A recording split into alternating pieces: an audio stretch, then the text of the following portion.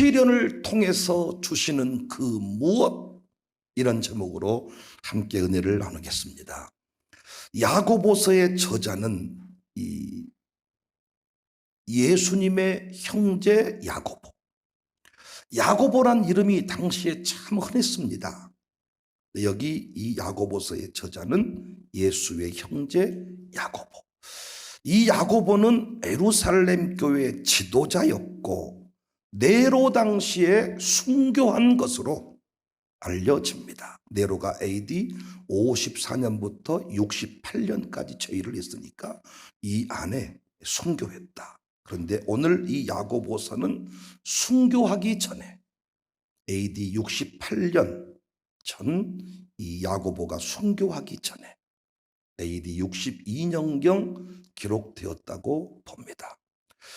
기록 목적은 여러분이 잘 아시는 바대로 환난 가운데 있는 성도, 시련 만난 성도들을 격려하기 위함입니다.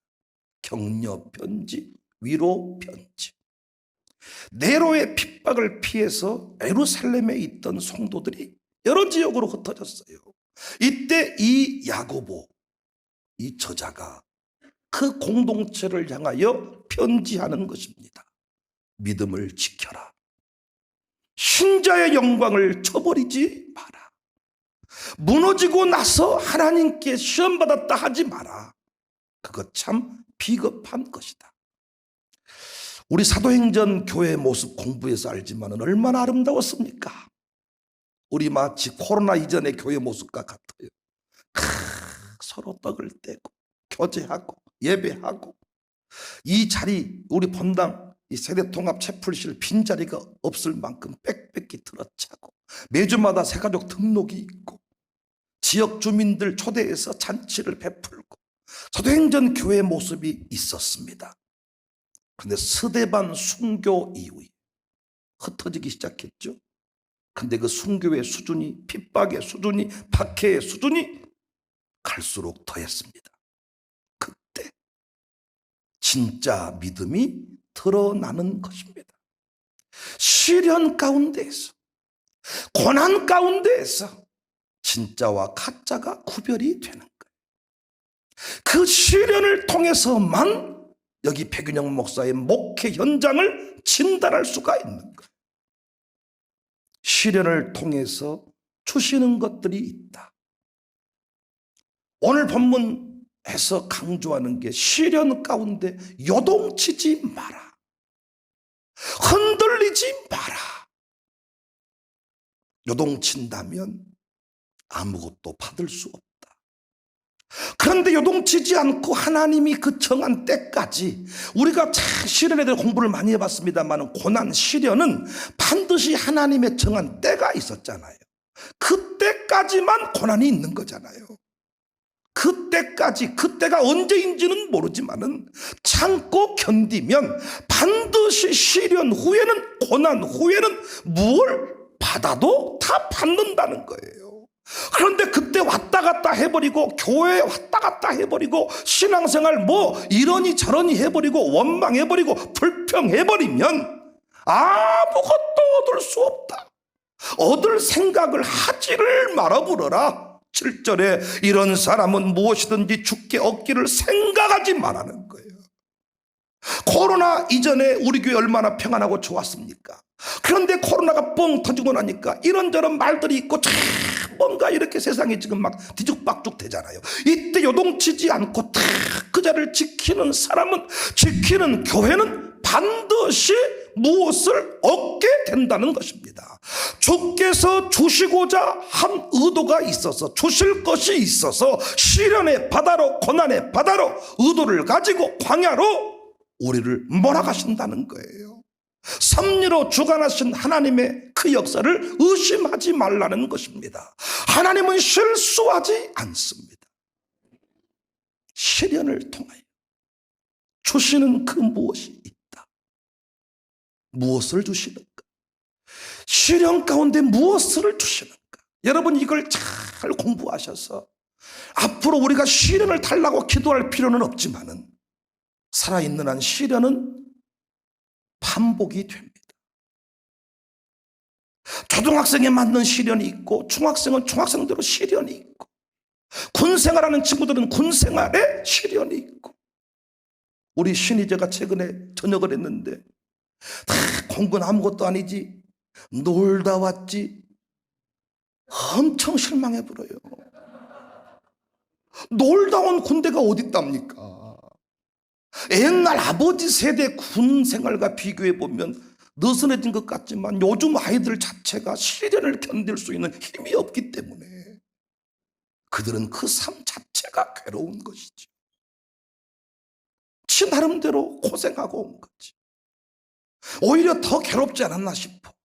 울타리만 넘어가면 교회가 있고, 울타리만 넘어가면 오름리가 있는데 잠깐 넘어갔다 올까?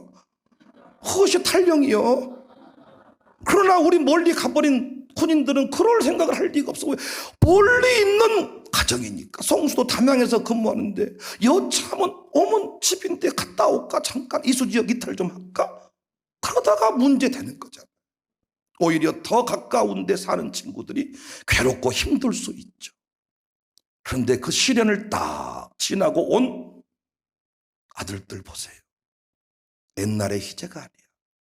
옛날의 성수가 아니고, 우리 건무가 곧 또 천주가 나올 수 있는데 참 옛날에 건무, 어리버리 건무가 아니단 말이야. 시련을 통과하고 나면 우리 저기 있는 신생아 품고 있는 엄마들, 저것들 얼마 전까지 내가 함부로 이렇게 다 이렇게 제자처럼 길렀던 친구들인데 이제는 다 애 엄마 돼가지고 함부로 반말을 못 하겠더라고요. 이제는 어느덧 인생에 많은 어떤 이 스토리를 가진 그냥 아줌마가 되어가는, 그 시련을 지나고 나면 반드시 얻어지는 게 있습니다. 얻어지는 게. 저는 요즘에 혼자 많이 울었어요. 내게 허락하신 시련을 통하여 나의 믿음이 더욱 강하여지고, 나는 믿네라는 복음전가가 있는데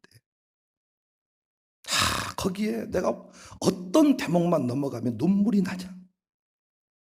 내가 겪는 시험, 어렵고 힘들어도 내 주님보다 크지 않대. 내 시험이, 내게 주신 시련이 어렵고 힘들어도 내 주님보다 크지 않네. 코로나의 시련의 때가 생각이 나는 거예요. 성도들은 코로나 확진 판정을 받고 양성, 음성 보고가 착착착착 올라오는데 세상의 언론은 기회가 있대다 싶어서 온갖 비난을 다 퍼부어대고, 뉴스만 틀면 시간마다 각종 비난 여론이 팍 빗발치는데, 그때 아버지 목사님은 호흡하기가 어렵다. 세상을 떠날 수 있다. 장모님은 밤새도록 기침이 멈추지 않았는데 어떤 약도 공급받지 못하고 있다. 그 시련의 때를 지나간, 건축을 마치고 은행 대출이 나와야 잔액을 지급하기로 했는데 코로나 관련 보도를 보고 은행이 대출을 못 해주겠다. 그때 우리 이행호 집사에게 큰 돈을 융통해 오라 그랬어. 언제까지 돈을 돌려주기로 했는데 그 돈이 막혀버린 거야. 불러서 정중히 사과를 하고 버틸 수 있게 버텨보겠습니다. 그때 우리 이행호조차도 자가 격리가 돼가지고 소 수백 마리가 얼음덩이가 돼가지고 어찌할 수 없다는데 오고 갈 수 없는 상황이 생기고, 그런데 참 오늘 이 복음성가 가사처럼 내가 겪는 이 시련이 힘들고 어려워도 내 주님보다 크지 않네. 어젯밤에도 혼자 가정예배 드리다가 오늘은 찬송가 부르지 말고 이 노래 3번 부르자. 부르다가 그냥 이불에 머리를 묶고 부니까 우리 교회가 엄청난 시련을 만났지만 내 주님보다 크지 않았어. 오늘 가사에 보면 이런 노래가 나와. 내 앞에 바다가 갈라지지 않으면 주가 나로 바다 위를 걷게 하시네. 멋져. 주가 나를 바다 위를 걷게 하시더라. 생각지도 못했던 사람들의 위로를 받게 하시고, 오히려 그 고난의 바다를 지나면서 우리 교회가 똘똘 뭉치기 시작하는데, 와, 진짜 목회 제대로 했다. 우리 목사님들, 은퇴 목사님들이 다 자리를 지키면서 생사를 오가는 상황에서도 교회를 염려하고, 그래서 후렴 부분이 뭐냐? 나는 믿네. 주의 능력으로, 이 선한 능력으로, 주의 능력으로 내 삶 새롭게 되리. 어제도 우리 어떤 집사님께서 다 병원 가서 이런 판정을 받았습니다. 얘기를 하는데 눈물이 나더라고. 그 집사님의 인생 스토리가 쫙 펼쳐지는데, 그런데 이 가사가 요즘에 제가 묵상 중에 있어. 나는 믿네. 이번 그 일을 통하여 선한 능력으로 새로워질 것을 나는 믿네. 성도가 고난 만났다 그러면 목사가 잠을 잘 못 자고 힘들어할 수 있는데, 제가 시련의 바다를 건너고 나서 깨달은 게 그거야. 나는 믿네. 반드시 이 시련이 끝이 아니라 선한 능력으로 일어날 것을 나는 믿네. 노년교구에 코로나 확진 판정 받으신 분이 계시는데 자기 몸에 병이 있는 줄도 몰랐어. 그런데 병원에 가서 치료를 받는 중에 그 병이 발견이 돼가지고 병원에 입원 안 했으면 그분은 돌아가셨어요. 그런데 거기서 그 병이 발견이 돼가지고 치료가 되신 거야. 가서 예배를 드리는데 눈물로 간증을 하시더라. 우리가 생각했을 때 왜 이런 고난이 있고 왜 이런 어려움이 있고, 바다 위를 걷게 하시는 거야. 바다의 길이었으면 바다 위를 걷게 하시는 거야. 그래서 언제부턴가 이제는 확신이 생겨. 목사님 이런 어려운 일을 만났습니다. 나는 믿네. 주의 선한 능력으로 변화될 것을 나는 믿네.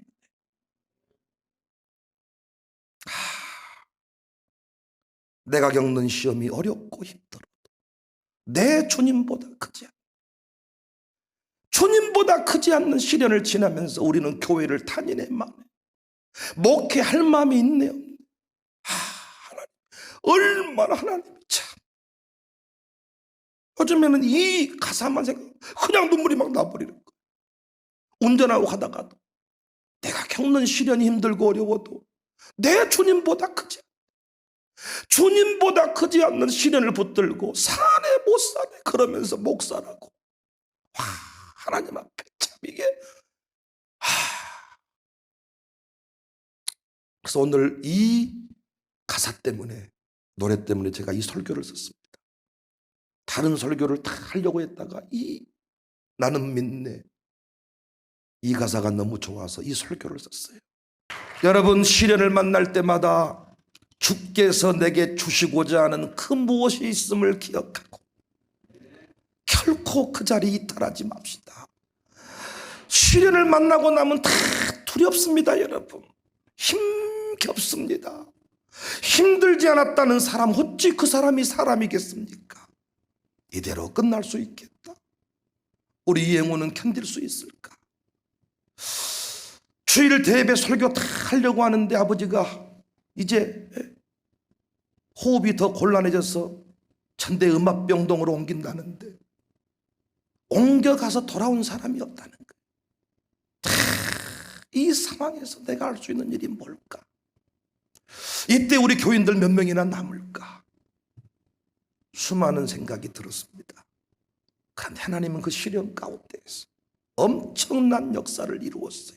오늘 말씀 그대로입니다. 엄청난 시련. 지난날 부흥회 다닌다고 다녔지만은 여러분, 이제 제가 어디 가서 말씀을 전한다면 제가 전하는 말씀의 깊이는 다를 것 같아요. 세상이 다 단절되고 그렇게 막 축복했던 사람도 막상 내 인생의 어려운 위기를 만나고 나니까 원망으로 바뀌는 거예요. 그 순간 그 고비를 넘어서 오늘의 광주 청사교회, 오늘 또 예배가 재개되고 새벽마다 부르짖는 역사가 있고 컨퍼런스가 다시 이어지고 이 교회를 사랑하는 사람들이 생겨나서 이런 일을 하고 싶었는데 돈이 없다. 큰 돈들을 투자해주고 기꺼이 내가 그 일에 미랄이 되고 싶다. 응원하는 사람이 생겨나고 여러분 우리 모두 다 그 고난의 바다를 지나봤지만 각자 또 말하지 못할 어려움들이 있지만 반드시 시련을 통하여 고난을 통하여 하나님이 우리에게 주시는 그 무엇이 있습니다. 그 무엇이 뭐냐? 첫 번째 오늘 본문에 보니까 온전하고 부족함이 없게 하십니다. 4절 말씀 인내를 온전히 이루라. 이는 너희로 온전하고 구비하여 조금도 부족함이 없게 하려 하십니다. 오늘 말씀 그대로예요. 나는 믿네. 주의 능력으로 내 삶이 새롭게 된다는 거야. 언제 새롭게 되냐? 언제 변화가 되냐? 언제 사람이 기뻐지느냐? 언제 기도가 달라지느냐? 오늘 또 장종순 집사의 기도가 제게는 남다른 감동으로 다가왔어. 그 코로나 때문에 두 부부가 예배드렸다는 것 때문에 구청은 관계당국은 범죄자 취급을 하고 코트 격리를 시키고 그 안에서 아니 교회도 문 닫는데 요양원이 무슨 뭐 대단한 사명 받았다고 예배를 지켜내느냔 말이야. 그 고난의 바다를 지나고 난 사람 새로워진다. 시련 중에 부어지는 은혜가 다르다. 5절 말씀 보니까 너희 중에 누구든지 지혜가 부족하거든 모든 사람에게 후히 주시고 꾸짖지 아니하신 하나님께 구해라 그리하면 주신다. 시련 중에 지혜를 구하라는 거예요. 시련 중에 주시는 지혜가 보통 지혜입니까? 시련 중에 잘못 결정하면 교회가 송두리째 날아가 버리는데 그때 지혜가 보통 지혜겠냐고요. 그동안 제가 경험했던 수준의 내용이 아닙니다. 유라굴로 광풍 앞에서 바울이 하는 한마디 한마디는 평상시 바울이 아닙니다. 여러분 고난 중에서 스데반이 돌을 맞아가면서 주여 부르는 그 주여는 다른 주여입니다. 다른 주여. 고난의 바다를 시련을 이겨낸 자가 부르는 주여와 그렇지 않은 자가 부르는 주여는 다른 주여입니다. 변화와 성장을 경험한다. 그런 관점에서 시련은 결코 저주가 아닙니다. 실패가 아닙니다. 그래서 우리는 시련 앞에서 주저앉지 않아야 돼요. 비난이 있고 공격이 있어도 아멘할 준비하세요. 견뎌야 됩니다. 물론 혼자 견딜 수가 없어요. 저도 혼자였다면 도망가 버렸을지 몰라. 혼자였다면 쓰러져 버렸을지 모르는데 여러분의 응원의 문자와 응원들이 막 제게 쏟아지는데 살아야 되겠다는 마음이 들더라고요. 제 인생에 평생 처음으로 겪는 3일 동안 음식물 하나가 넘길 마음이 없고 넘어가면 소화가 자체가 안 되고 위장이 멈춰버린 느낌 처음으로 겪는 경험이야 제가. 그때도 여러분이 끊임없이 목사를 걱정하고 염려하고 혼자였으면 쓰러졌죠. 오늘 또 야고보 사도가 오늘 또 이 본문의 이 저자가 이 공동체를 향하여 뭐합니까? 지금 편지를 쓰잖아요. 시련을 통하여 이룰 일이 있다. 그래서 우리가 그 고난 중에 공유방을 만들고 시간마다 그때 제가 배운 게 뭔 줄 아십니까? 이제는 성도가 어떤 어려움을 만나면 제가 장모님들 그 양육사 해서 그 사람 그 문제 해결될 때까지 제가 기도 공유방을 만들어요.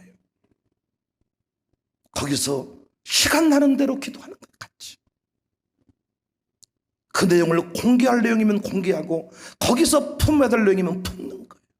고난의 바다를 지나면서 다 깨닫는 것들이야. 그게 시련을 통하여 우리는 변화와 성장을 경험하게 되는데 혼자 그 고난과 시련을 이겨낼 수가 없으므로 공동체가 필요합니다. 야고보 3장 2절에 이런 말이 나옵니다. 우리가 다 실수가 많으니 만일 말에 실수가 없는 자라면 곧 온전한 사람이라 능히 온몸도 굴레 씌우리라. 여러분, 말 실수 없으면 온전한 사람 된다는 거예요. 다 좋은데 늘 말해서 까먹는 사람이 있다는 거예요. 아무리 설교를 잘하고 말 조심하세요, 불평하지 마세요, 원망하지 마세요, 별소리를 다 해도 사람이 안 바뀌는 거야. 사람이 그렇게 쉽게 바뀌면 얼마나 좋겠어. 12년 동안 줄기차게 설교해도 안 바뀔 사람은 안 바뀌는 거야. 제가 새벽에 잠자지 말자고 그렇게 말해도 니나 잠자지 마라. 나는 새벽에 잠 못 자면, 그러니까 그 새벽에 잠자지 말자 자자 이건 진리는 아니야. 컨디션대로 하세요. 예를 드는 거예요. 제가 그렇게 말했으면 좀 안 할 법도 한데 끝까지 아닌 건 아닌 거야. 할렐루야. 사람이 쉽게 변화되면 얼마나 좋겠어. 말 툭툭 해버린 사람이 있거든요.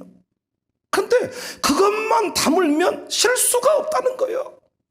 그런데 사람이 쉽게 안 바뀌는 거예요. 욱하는 사람,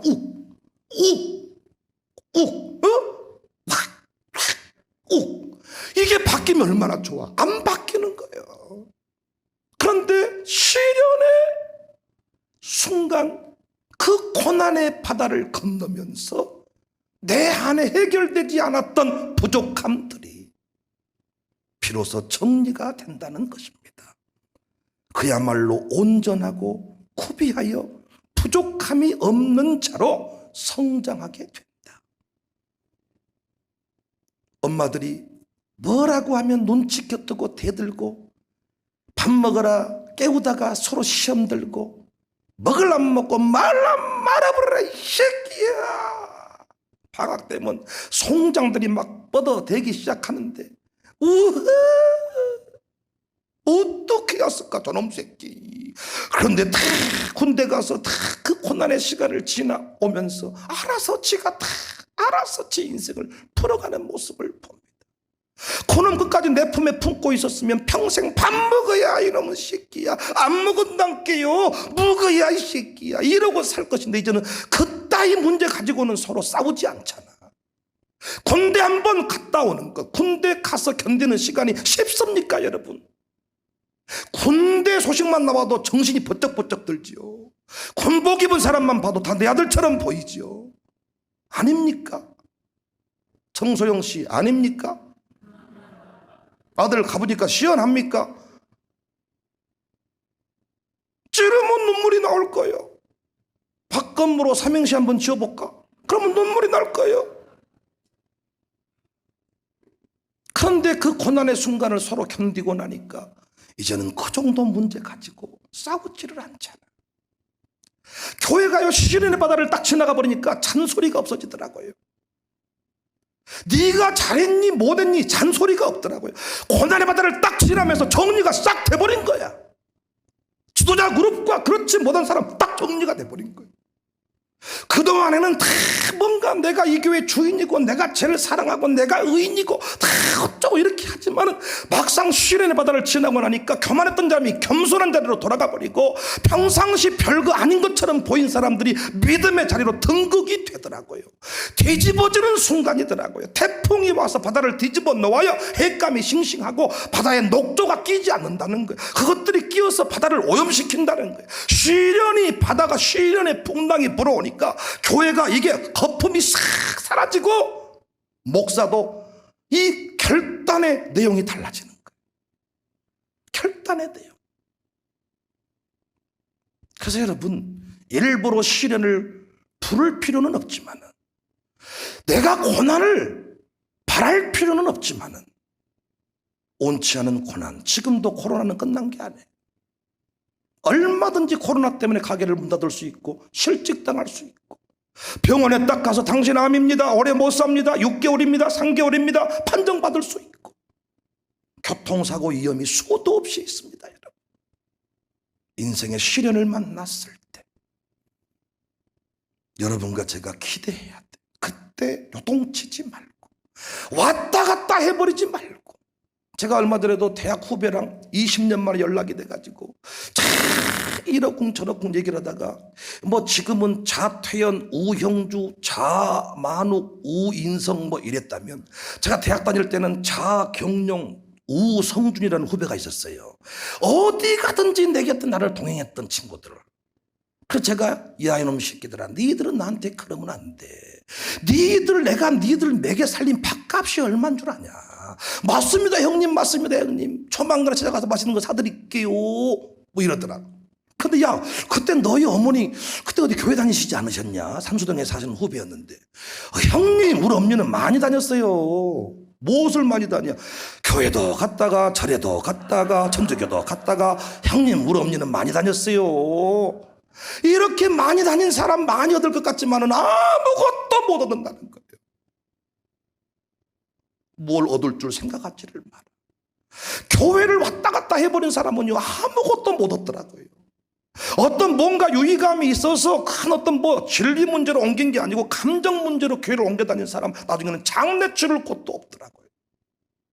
청함이 없는 채로다.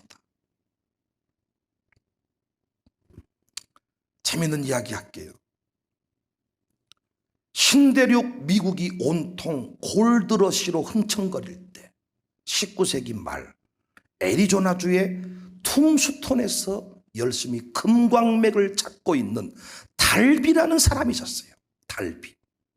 그는 금강에 미쳤습니다. 언젠가는 광산에서 금맥을 찾아서 부자가 되고야 말리라. 그래서 일확천금의 꿈을 안고 삼촌과 함께 서부의 금광을 찾아왔던 거예요. 농토를 팔아서 돈을 만들었습니다. 철저히 사전조사를 거쳐서 금광이 파묻혀 있겠다고 판단되는 작은 산을 찾아냈습니다. 몇 주일 뒤 약 200m 정도 파들어갔는데 할렐루야, 거기에 금광맥, 황금맥이 쫙 깔려 있는 거예요. 그러면 그렇지. 그래서 그 황금맥을 흙으로 쫙 덮어놓고 이제 이 금을 캐가지고 옮길 기계들을 구하기 위해서 다시 고향으로 돌아왔습니다. 와가지고 이런 송공담을 늘어놓으니까 고향에 사는 사람들이 앞다투어서 그에게 돈을 투자하겠다. 그래서 채굴기를 사가지고 금강으로 돌아왔습니다. 금은 자꾸만 쏟아져 나왔고 거부가 되는 것은 시간 문제였습니다. 그런데 어느 날 뜻하지 않은 문제가 생긴 것. 금이 쏟아지더니 금맥이 끊기고 아무리 파도 흙덩이만 나오는 거예요. 행운의 역사가 여기까지였는가? 이대로 끝이구나. 모든 꿈이 산산조각 나버린 거야. 이 금을 캐가지고 내가 무엇을 하고 뭐 어쩌고 저쩌고 교회를 섬겼으면 아마 뭐 해준다고 다 하지 않았겠어요. 가정교회도 얼마 주고 기고sek정도 얼마 주고 한순간에 싹 사라지는 거예요. 그동안에 캐놓았던 금강, 이 금마저도 다시 쏟아 부어야 될 상황이 생긴 겁니다. 나중에는 이 직원들 노임 지불 능력까지 없어져 가지고 광부들은 다 떠났습니다. 결국 폐광이 되고 말았어요. 금채굴을 단념했습니다. 포기했습니다. 광산을 포기하고 채굴기를 새로 낮아온 고철상에다가 팔았어. 다 팔아버렸어. 쓸모가 없어. 팔아버리고 다시 툼스톤을 떠나서 이 고향 동부로 돌아갔습니다. 그런데 달비로부터 이 고철 더미로 산 이 채굴기를 다 이 황병춘 집사께서 이리 살펴보고 저리 살펴보니까 저것을 없애버리기가 너무 아까운 거예요. 그리고 아니 금맥이 쫙 깔렸으면 그 산에 분명히 금맥이 있을 것인데 어찌 금맥이 끊어졌다고 말을 하는가. 그래가지고 그 황병준 집사께서 다 이제 금이 있다고 확신을 가지고 광산 기사를 초청해서 다시 이 산을 좀 분석을 해본 거예요. 그랬더니 이 산은 다시 금맥의 단층을 찾아가지고 그쪽을 뚫어야 다시 금을 채굴할 수가 있다. 그래가지고 어느 지점을 정하고 다 이렇게 이 달비가 포기하고 갔던 그 금강에 우리 황병주 집사가 와가지고 그 고철 같은 그 채굴기를 가지고 뚫기 시작한 거예요. 다시 달달달달달 뭐 했는지 덜덜덜 했는지 모르겠습니다만은 하여튼 금채굴을 시작했는데 불과 3피트, 우리나라 치수로 환산을 하면 1m 1m 정도 파고 들어가니까 거기에 쫙 다시 금맥이 깔리는 거예요. 그 즉시 광부들을 동원해서 작업을 재개했습니다. 거기에는 지금까지 판 금강은 이루 말할 수가 없어. 그 게임이 안 돼. 김경존 사님이 금 얘기하니까 아주 눈을 똑바로 뜨고 계시네. 혹시 금을 좋아하신다니까. 금강을 지금까지 캔 것보다 비교가 안 될 만큼 금이 많이 나오는 거예요. 마침내 그 고물상 황병춘 집사님 거부가 됐습니다. 얼마 후에 달비가 이 금강에서 노다지가 쏟아져 나온다는 소문을 듣게 된 거예요. 그래가지고 진짠가 반신반의하는 마음으로 그 금강을 와보니까 그 금강 새 주인 황병춘 집사께서 아이고 고생을 다 하셨는데 나는 1m 품격 금이 나와가지고 너무 감사합니다. 다 이렇게 한 거예요. 달비가 미쳐버리는 거예요. 차라리 한 번 안 하면 좋겠는데 나 1m 봤더니 금이 나와버렸다. 그냥 거의 다 금이던데 그냥. 달비가 통곡을 하면서 몇 분만 더 1m 파는데 그 얼마나 걸리겠습니까 여러분. 몇 분만 더, 백날 후회해도 소용없어요. 땅을 치고 통곡해봐도 이미 끝나버린 상황이요. 1m 3피트. 달비는 결단을 했습니다. 그리고 보험회사에 입사를 합니다. 근데 보험회사에 입사를 하면서 이렇게 고백을 해요. 나는 노다지가 있는 3피트 앞에서 멈추고 말았다. 난 앞으로 보험을 하면서 어떤 고객 앞에서도 멈추는 법이 없을 것이다. 1m를 기억하자. 그래서 보험 안 나요? 싫어요. 그래도 포기하는 법이 없는 거예요. 1m만 더 파자, 1m만 더 파자. 그래서 결국은요, 이 달비가 이 경험을 가지고 보험회사 세일즈맨이 됐는데 세계 미국 최고 보험 세일즈맨이 됐어요. 훗날 그가 이런 명언을 남겼습니다. 인간은 광산에서 금을 캘 수 있었다. 그러나 인간이 캘 수 있는 더 값진 금은 인간의 두뇌와 마음으로부터 캐는 금이다. 보세요. 결론적으로 달비가 그것을 안 팔아먹고 금을 실컷 팠으면 부자는 됐을지 모르지만은 그의 머리통은 여전히 썩어 있을지 모릅니다. 그런데 어떻게 시련을 만났잖아요. 통곡해야 되는 상황에 이르게 됐잖아요. 그때 자기 마음속에 새로운 금을 발견했다는 거예요.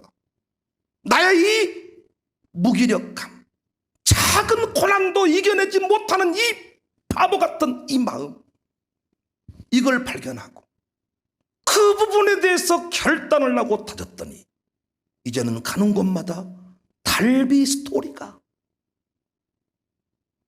고철 사서 금 팠던 사람 얘기는 사라지고 달비 이야기가 우리에게 도전을 준다는 것입니다.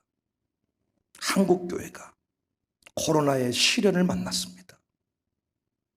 코로나의 시련을 만났어요.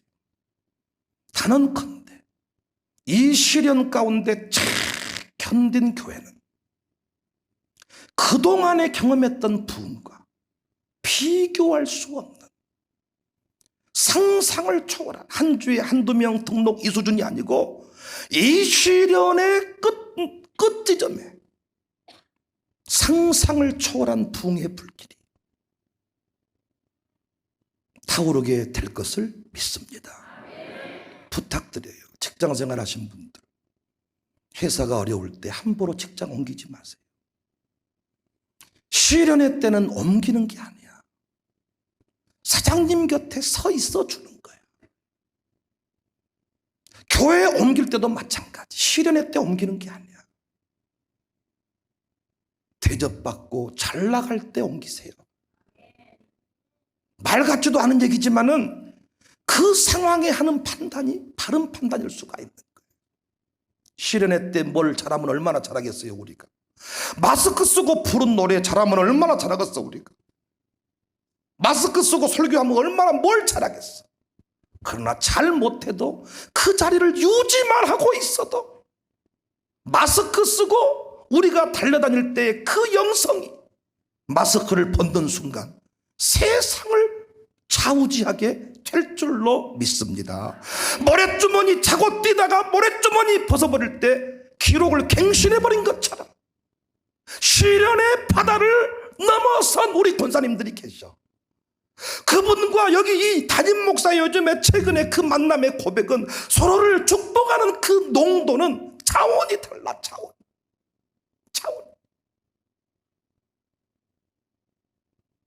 시련 가운데 우리가 할 일은 견디는 것. 견디면 성장과 변화를 경험하게 될 줄로 믿습니다. 우리 교회 암 수술한 분들이 계셔. 그런데 그분들이 참 암 걸리기 전과 걸린 후, 치유받기 전, 치유받은 후 모습을 보니까 완전히 사람이 달라. 우리 김sharon 권사만 해도 참 저분이 권사님 될까 싶었어. 그런데 그분이 그 시련의 바다를 건너면서 자식들을 세우더라. 남편을 양육사로 세우더라. 그리고 그 가정교회 식구들을 너무 힘들고 연약한 분들이 많은데 다 회복을 시켰더라고. 벌써 시련 가운데 다른 영성을 경험한 거예요. 다른 영성. 바울이 감옥에서 편지를 썼는데 감옥에서 쓴 편지가 어찌 같겠습니까? 병상에 누워서 고백한 고백이 어찌 같겠습니까? 시련을 달라고 기도할 수는 없지만 시련을 만났을 때 그 시련이 끝이라고 말하는 것은 그건 마귀 소리입니다.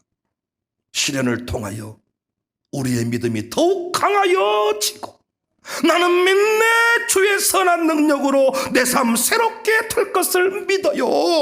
저도 제 설교를 듣지만 여러분도 들으시잖아. 저는 이 코로나의 바다를 지나기 전과 지난 후에 제 설교의 세계는 난 달라졌어. 완전 달라졌어. 목회 계획을 세우는 것도 정말 달라졌어. 부목사를 대하는 것도 저는 완전 달라졌어. 앞으로 직분자를 세우는 기준도 저는 완전 달라졌어. 이건 여러분에게 설명 다 못하지만 고난의 바다를 지나면서 깨닫게 된 거야. 시련 가운데 있는 자식들, 아버지 나 군생활 죽겠네, 힘들어 죽겠네, 오냐 탈령하자. 그런 아버지 없다 그랬잖아. 차를 뒤로 댈 테니까 담을 넘어오면 된다. 저녁 7시에 차 되겠다. 내가 밖에 절단을 다 해놓으마. 이런 아버지가 어디 있습니까? 견디라고 하지요. 그때 필요한 게 편지입니다. 그때 필요한 게 위로의 메시지입니다. 위로의 메시지. 그래서 공동체가 필요한 거예요. 사랑하는 여러분, 우리 교회 시련을 만났을 때 저력을 보여주었는데 앞으로도 시련이 있을 때, 시련 만난 성도가 있을 때 그들을 다 품고 선한 능력으로 새롭게 하는 역사가 있기를 주님의 이름으로 축복합니다. 시련 통하여 주시는 두 번째, 생명의 면류관을 주십니다. 12절 말씀, 시험을 참는 자는 복이 있나니 이는 시련을 견디어낸 자가, 후반절에 보면 생명의 면류관을 얻을 것이기 때문이라. 생명의 면류관을 주신대요. 여러분 시련 좋아하는 사람 없다 그랬잖아요. 그런데 예수님 믿고 난 뒤에 우리가 감당해야 될 시련이 있는 거야. 그런데 시련을 시련으로 끝나게 하시는 하나님이 아니야. 반드시 시련을 통하여 두 번째 생명의 면류관을 주시는데, 이건 재림 때 죽어서만 받는 면류관이 아니고 살아서도 받는데 신자의 영광, 신자의 영광을 선포케 하십니다. 시련을 견디어낸 자가 무엇을 할 수 있냐? 영광을 선포한다는 거예요. 여러분, 독립운동 당시에 독립 2년 앞두고 1년 앞두고 1943년에 1944년에 변절한 분들이 있다는 거예요. 독립을 앞두고 1년 못 참아서 2년 못 참아서 변절해버린 사람이 있다는 거예요. 그런데 끝까지 고난을 이겨낸 자들은 독립유공자 표창을 받더라는 거예요. 대통령들도 임기 중에 국가적 시련에 직면합니다. 그 문제를 잘 견뎌내면 관리하면 역사적인 대통령이 되는데, 시련 가운데서 자신의 주머니를 생각하고 핸드폰 꺼버리고 사라져버린 사람은 역사 가운데 대통령이라는 소리도 못 듣더라고요. 정치적으로도 당이 어려울 때 당을 옮긴 이력 가진 자 아무것도 못합니다. 당이 어려울 때 그 당에서 다 자리를, 그러니까 몰락해버린 거지. 지금 패족의 위기가 돼버린 거죠. 몰락을 하는데 그때 내가 이 당에 몸담았다는 이유로 끝까지 다 거기를 견딘 사람은 뒤집어질 때 반드시 유공자가 되고 영광을 선포하는 주인공이 되더라고요. 직장도 마찬가지입니다. 공동체의 영웅은 그냥 만들어진 게 아니야. 하나님께서 시대마다 공동체의 영웅을 만드시려고 시련을 주시더라고. 시련의 때 무엇을 잘할 필요 없다 그랬잖아. 견디자, 함께 이겨내자. 지금 코로나 핍박을 견딘 교회들이 많습니다. 그죠? 우리 주변에도 많이 있습니다. 우리도 거기에 해당이 됩니다. 그런데 코로나 그 고난 중에 견딘 교회들이 역사의 중심부에 다시 서기 시작하더라고요. 부산의 세계로 교회도요, 없애버리겠다고 난리를 쳐버렸습니다. 그런데 세계로 교회 손현보 목사님이 단순히 그냥 개교회 열심히 전도해서 교회 섬기는 목사님이셨는데, 코로나 핍박을 다 이겨내면서부터 한국을 대표하는 목사님이 돼버린. 그래서 한국교회 한쪽을 대표해서 어떤 글을 발표하고 의견을 내기도 합니다. 베드로전서 1장 6절 7절. 그러므로 너희가 이제 여러 가지 시험으로 말미암아 잠깐 근심하게 되지 않을 수 없으나 오히려 크게 기뻐하는도다. 너희 믿음의 확실함은 불로 연단하여도 없어질 금보다 더 귀하여 예수 그리스도께 나타나실 때에 칭찬과 영광과 존귀를 얻게 한다는 거예요. 야고보서에서는 생명의 면류관을 얻는다. 베드로 사도는 칭찬과 영광과 존귀를 얻는다. 오늘 아침에도 우리 정윤희 집사님, 최원호 집사님께서 다 하여튼 그 가정교회에서 일어난 감동의 스토리들을 책에 고백을 남겨주셨어. 그래서 요즘에 그 두 부부는 너의 직업이 뭐냐라고 물으면 직업란에 양육사라고 쓰고 싶대. 좀 캬 하든가 아멘 하든가 이런 거, 하여튼 남 칭찬하면 하여튼 그럼 뭐 어쨌다고, 또 채워놓고만, 또 정론이고만. 그런 분들 못 씁니다. 아니 뭐 지금 초등학교 3학년입니까? 장래희망의 교회 반주자, 장래희망의 너의 직업란에 청사교회 양육사 쓰고 싶다는 거예요. 그러면서 총무만 나누는 감정의 이야기를 쫙 나. 어떻게 저 두 부부가 세워졌을까? 두말할 것도 없이 정경숙으로 걸어 올라가요. 요즘에 우리 부목사를 또 고백해. 정경숙 권사님이 이제 진짜 사역자가 됐다. 사역자가 됐다. 어떻게 사역자가 됐습니까? 며느리하고 아들이 뭐 고개도 끄덕거리지 않고 아멘도 안 하고 그럽니다만은, 하여튼 뭐 그거는 이제 가족끼리 해결할 문제고 뭐 이라고 이제 있는 것 같은데, 그건 가족 해결할 문제고. 어떻게 우리 교회 사역자가 됐을까? 다른 거 없습니다. 시련의 바다를 지날 때 견뎠습니다.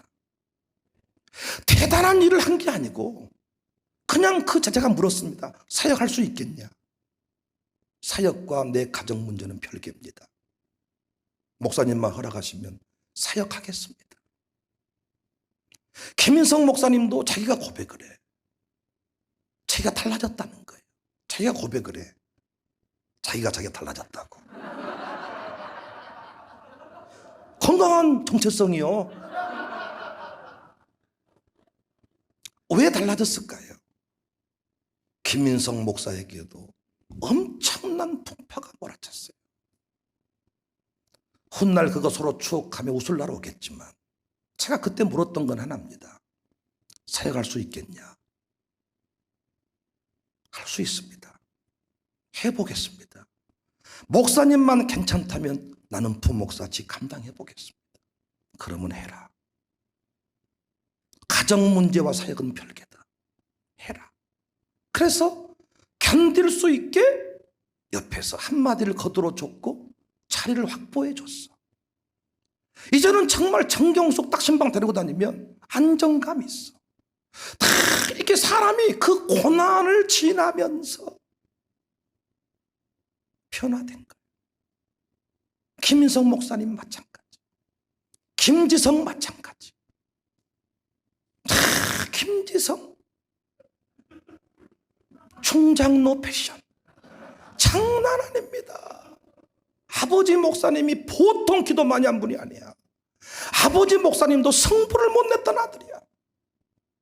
온 세상에 아버지랑 어떻게 하면 제일 멀리 떨어질 수가 있을까? 그래서 제주대학교를 간 거라니까. 제주대학교. 그런데 다 그 고난의 바다를 건너는 거야.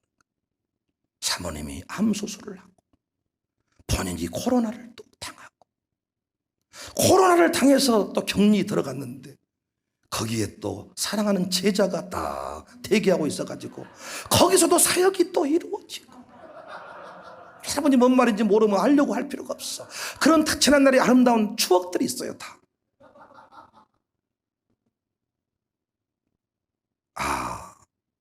제가 얼마 전에 말씀드렸던 우리 오효덕 한성미 권사의 사역장 총, 진선미 박금숙, 한미숙 정선아. 참 이 오효덕 한성미 진선미 박금숙 한미숙 정선아, 이분들이 참 여성들로서 우리 교회 중심에 서 있고, 제가 이분들에게 이런 말했고, 당신들의 도움받아 이 자리까지 왔다. 앞으로도 당신들의 도움이 절실하다. 참 그 권사가 갖고 있는 그 위로의 능력, 위기를 만났을 때 그 여인들이 보여주는 그 저력, 이건 남다르더라고. 부활하신 그 십자가 곁에 머물렀던 여인들의 그 위력을 제가 발견하거든요. 이분들이 한 일이 뭘까? 견딘 거야. 견딘 거. 견딘 거. 박금숙 견딘 거야. 견딘 거. 조복형이가 우리 교회 아마 최연소 교구사역장이 아닌가 싶어요. 어떤 분은 지금도 조복형이가 안수 집사인지를 몰라. 저 서 있으면 왜 저기 서 있을까? 안수 집사요. 양성령보다 빠를걸? 안수 집사. 어떻게 교구사역장까지 됐을까? 기저귀 값이 없고 가정교회 예배를 드리러 가는데 헌금이 없고 처절한 눈물의 세월을 산 거예요. 대단한 걸 한 게 아니야. 때로는 샬롬스쿨 학비도 못 내고 헌금도 못 내고 모든 게 다 미납이야. 사람들은 집사가 돼가지고 헌금을 떼먹어 이 썩을 놈이 있는가 말할지 모르지만은 헌금을 못해도 견디는 거야. 웃자꾸냔 말이오. 참 이 교회라는 게 힘들어요. 작정 헌금 안 했다고 우리가 빨간 딱지를 가지고 갈 거예요. 오늘도 아침에 당일하면서 이정현 장로님에게 그동안에 미납된 학비를 다 걷어오기로 위임하고 폐를 결의합니다 하고 다 넘겨서 걷어오라고 하지만 저 못 이어왔어요. 좀 어떻게 해줘요. 얼굴만 벌게 돼가지고 안 된답니다. 어떻게 하겠단 말이야. 근데 그때 뭐 회비를 못 냈더니 무엇을 어쨌더니 이놈의 교회가 나를 괄시하고 어쩌고 저쩌고 그렇게 떠나잖아요. 아무것도 얻지 못해. 회비 못 냈다고 욕을 하면 욕을 먹고 성교비를 못 냈다고 뭐라고 하면 그래 나는 그런 놈입니다 하면서 견디는 거야. 진짜 좋은 교회는 그런 사람을 향해서 견딜 수 있도록 회비를 한 번 내준다면 좋겠지. 그러나 그만한 위인들이 없다면 괜찮아. 키를 딱 때려맞고 견디고 나면 당신 어느 순간 하나님께서 세상을 뒤집어 엎을 때 너 이래도 그래도 교회였구나. 중심이 바뀌더라고. 견디면 되는데 쉬운 게 아닙니다. 믿음의 명예, 신자의 영광 그냥 주시지 않아. 음식점 중에 맛집으로 증명된 집이 있는데 맛집 그냥 되는 거 아니죠 여러분? 서러움을 이겨내고 고독한 견딤의 순간을 지나야 맛집으로 평가를 받는 거예요. 싱겁다고 안 오고 짜다고 안 오지만은 주인의 철학을 가지고 나는 짠 것을 고집하고 싱거운 걸 고집하고 견뎠더니 어느 날 세상이 알아주더라는 거예요. 그런데 손님이 한마디 하면 싱겁게 한마디 하면 짜게 왔다 갔다리 해버리면 손님은 당장 될지 모르지만은 맛집 명의는 되지 못하는 거지. 명의는 못 되는 거예요. 명의는. 청사교회에서 대단한 일을 하지 않아도 좋아. 시련의 바다, 시련의 풍파, 교회적인 시험이든 개인의 시험이든 견디면 거기서 우리 아들 딸들이 세워지고 행복한 역사의 주인공이 될 줄로 믿으시기를 바랍니다. 광주 청사교회가 이만큼 영예를 얻게 된 것은 교회가 뭔 일 한다고 할 때 CTS, CBS, 극동방송, 진짜 국민일보부터 모든 언론, 기독신문, 우리 교단신문까지 취재하겠습니다. 그 교회 압니다. 하게 된 이유는 뭐냐? 우리가 이 어렵고 힘들어도 진짜 밥에 넣고 사람도 오지 않았는데 끝까지 컨퍼런스를 하면서 광고를 하면서 광고비가 없어가지고 광고비를 밀려가면서 국민일보에서 전화 오는 거예요. 광고비 입금 안 됐다고. 우리는 이제 그 전략이 있어. 전략이 우리 부목사 했을 것인데 그럼 부목사는 또 우리 했을 것인데 해가지고 한 줄을 미루는 습관이 있어요. 우리가 견디는 이 돈이 없어 보니까 다 견디는 방법이 나오더라고요. 그래가지고 어쨌을 것인지 저랬을 것인지 해가지고 그 광고비를 내가면서 우리가 컨퍼런스를 하는 거예요. 그랬더니 어느 순간 이제는 극동방송도 알아봐주고 CBS, CTS 다 알아봐. 언제 우리가 CBS, CTS, 고TV 이런 곳에 청사교회 이름이 나갈 수가 있냐는 거예요.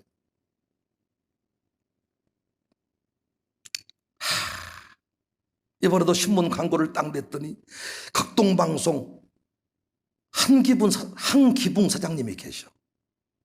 그 김정한 목사님 바로 밑에서 모시는 분인데 그래도 이런 내용을 보냈더라고. 만화인데 아들아 돈을 알아야 되느니라 그런 거 있잖아요. 그런 이제 경제 관리를 잘해야 되느니라 이런 게 쭉 이렇게 왔더라. 그냥 일상적으로 보낸 것 같아.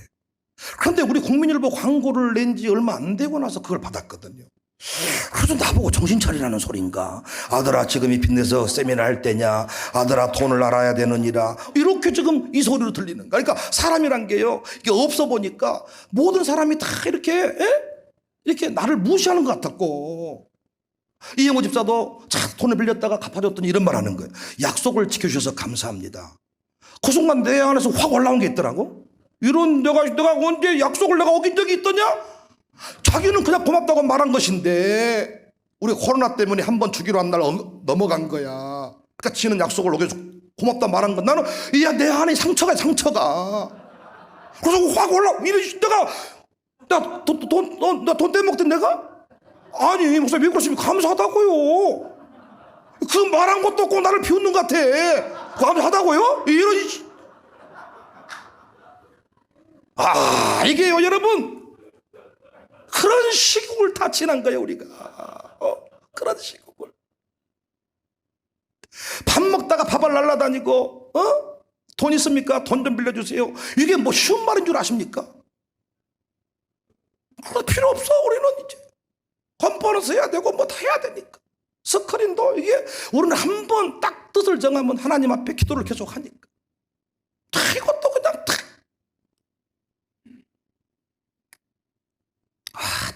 오늘따라 설교가 아주 탄력 받아버리셨네. 아주 그냥 내가 눈물이 나버렸잖아요. 아주 은혜가 돼버린 거예요.